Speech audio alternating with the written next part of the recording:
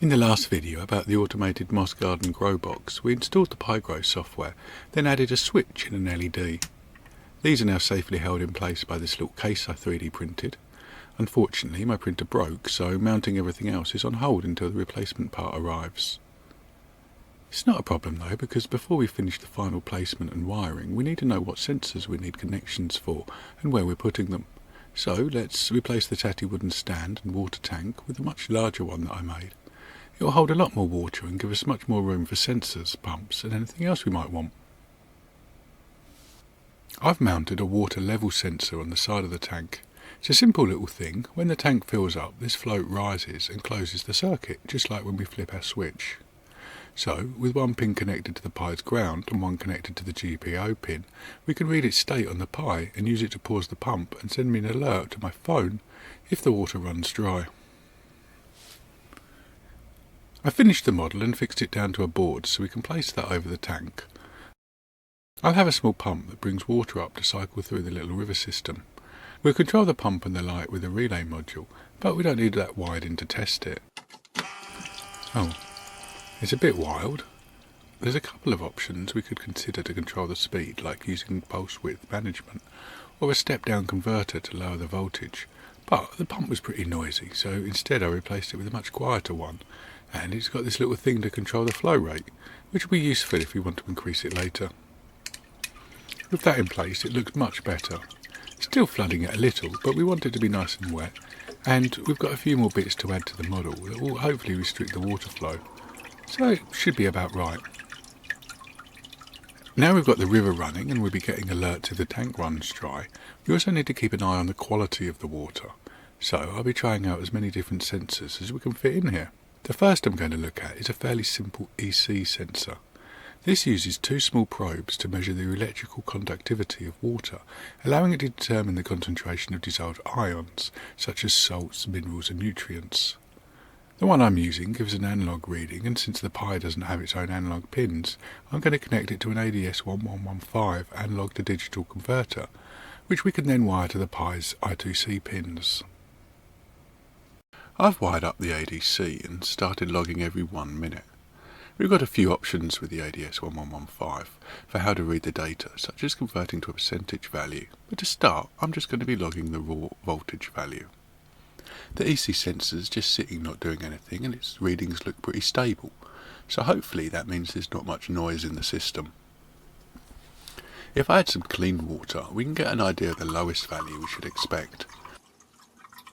Looking at the graph, I think this big dip is just from where I was handling it or setting everything up.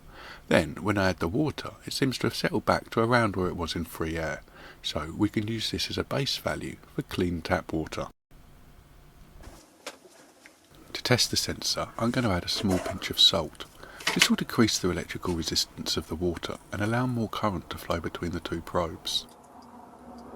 If we leave it for a while and then check the graph, we can see there's a little jump at the start, and then there's a relatively slow increase before ramping up and finally tailing off to level out at the end. This S-shaped curve is exactly what we'd expect to see with a dissolving salt, so that's another good sign the sensor is functioning right. Though we don't yet know if the readings levelled off at the top because all the salt we added had dissolved, or if the concentration reached the upper limit of the sensor.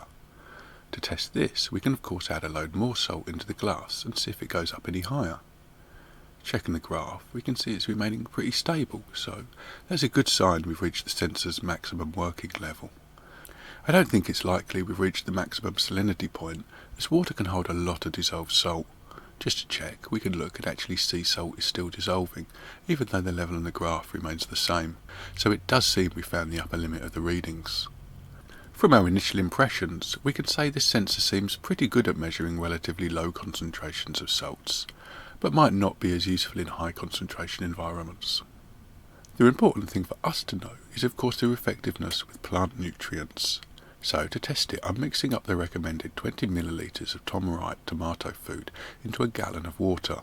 It's a fairly standard high potassium fertiliser used for fruiting plants.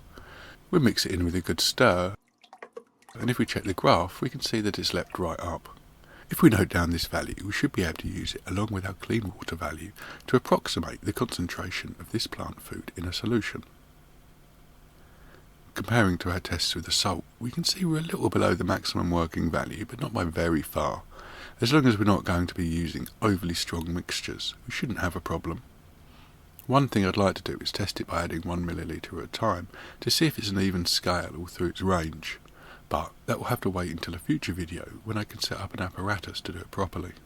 For now, I'm going to leave it in place for a while to see if anything interferes with it, such as EMF from nearby devices or the changing temperature. It seems pretty consistent. The line diminishes slowly, but that's probably due to chemical reactions as the solution ages. The first little dip is where I stirred the bucket to see if that would have any effect, and it doesn't seem to. The second dip at the end is from me taking the sensor out to clean it and test it in fresh water to see if it went back to the same values afterwards. It seems to be acting pretty consistently, so I'm pleased with the sensor so far, and I'm going to add it to the water tank. To do that, I made a simple little clip which will keep it safely in place with the prongs away from the sides to avoid any interference. I'll put this on my Thingiverse page if anyone wants it. Honestly, I don't really know what sort of readings to expect or how useful they turn out to be with our moss garden, but we keep an eye on it when things get up and running, and hopefully we'll learn something. Thanks for watching and supporting the project. While I've been doing this, I've done a couple of other tests and I'm currently finalising the box so we can start making some proper time lapses. Like and subscribe for another video soon. Next, I'll be trying to add a turbidity sensor to monitor the opacity of the water.